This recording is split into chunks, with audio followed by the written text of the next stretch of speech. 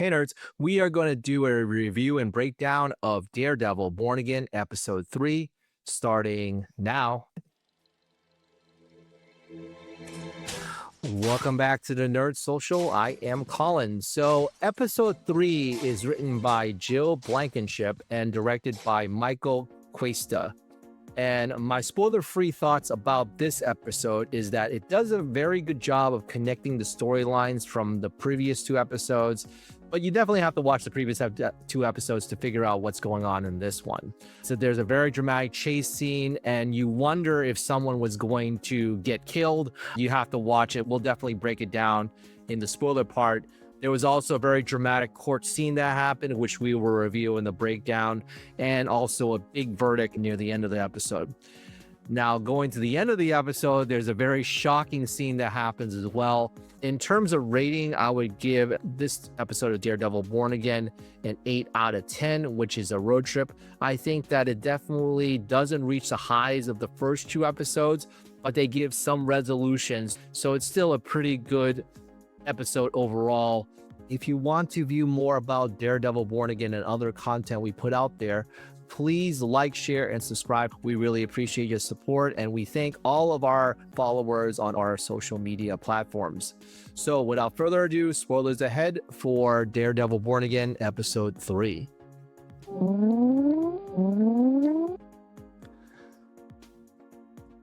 So we start off with Matt visiting Hector in prison. We see that Matt was at the right place at the right time because Hector was getting beaten down by the police officers, and he's really not in a very good place right now. A lot of the prisoners and also the corrections officers beat him down. So he's really getting put through the ringer. So Matt just tells him to hang on there. We're going to get you out as soon as we can. But he is held without bail, unfortunately, at this time because he's allegedly a cop killer. We also see at the beginning of this episode, the shakedown goes wrong for one person. There happens to be a double homicide in the Red Hook port. This is an area where Wilson Fisk is very interested in. We don't know the extent of what's going to transpire here, but it seems as though there's some type of gang war that's happening. We saw some hints of that from the last couple of episodes, that Vanessa is trying to take over the empire that was left by Fisk, but we don't know how much control she has over the rival gangs. She did also mention that she had washed over $200 million. So we saw in the previous episode that Cherry couldn't find out the finances of Fisk's wealth, and this was giveaway where Vanessa is trying to make all the dirty money into legitimate money through art sales and auctions so that she's able to amass a lot of wealth, and so is Fisk at the same time. Fisk at this point feels as though he's above all those gang wars, that he's evolved into someone that is a new person as mayor. And I think that the episodes have done a very good job of portraying him as a changed man. But you never know as to whether or not he is really a changed man or he is just playing a character at this time. There's definitely a lot of doubts as to whether or not he is a changed man from Matt, as we saw in the diner scene, but it seems as though in some instances he is trying to help the city and to make the city better than what it is right now. Unfortunately, he is trying to blame vigilantes for all the things that are affecting New York City, which is definitely not the case. Officer Powell ends up surviving the brutal beating that Matt had put on him at the end of episode 2. So the other police officer also seemed as though he survived. He confronts Matt outside the court hallways, and there's definitely some veiled threats between the two, and Powell has not forgotten the beating that he took in Nikki Torres's apartment that's shown right here. Sherry needed to get the witness, who was Nikki Torres, sober enough to be a witness, so he was responsible to get him to the courthouse. As I mentioned in the spoiler-free part, he had a very interesting way to fake out Powell and his accomplices. Probably they are all Punisher acolytes from the scenes, and one of Matt's assistants got Nikki to the courthouse while Cherry faked out the officers. There's also a part where Officer Powell testifies in court about his versions of what happened, which weren't accurate. He was definitely bending the truth in a lot of ways. Nicky testified that he was going to be informant for Officer Shanahan and Powell. Shanahan is the one that got hit by the subway. And also he testified that he was not at the subway station. He lied under oath, even though there had been probably sworn testimony before that he did appear in the subway station.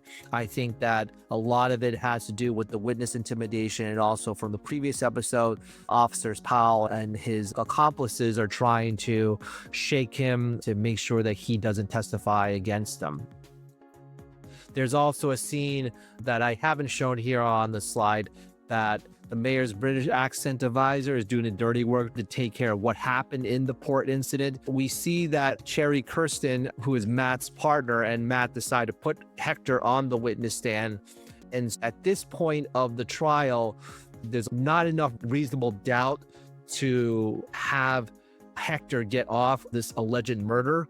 But Matt later on admits that he had to out Hector as the White Tiger. So that was his desperation move in order to provide him with the righteousness and the justifiable action, so that it gives reasonable doubt that Hector is actually a good person who's trying to help the community, but he was a victim of circumstance during the time in which Officer Shanahan fell to his death. Now, this very interesting part where he is outing him, but this is exactly what he said that he needed to throw out in order to not poison the jury. And so it really left the judge in a very awkward position as to what's going to happen to him. But at the same time, the trial was able to continue with witnesses that testified that White Tiger saved their lives, and also police officers from their reports indicated that White Tiger saved them from criminal activity and also other things that might happen.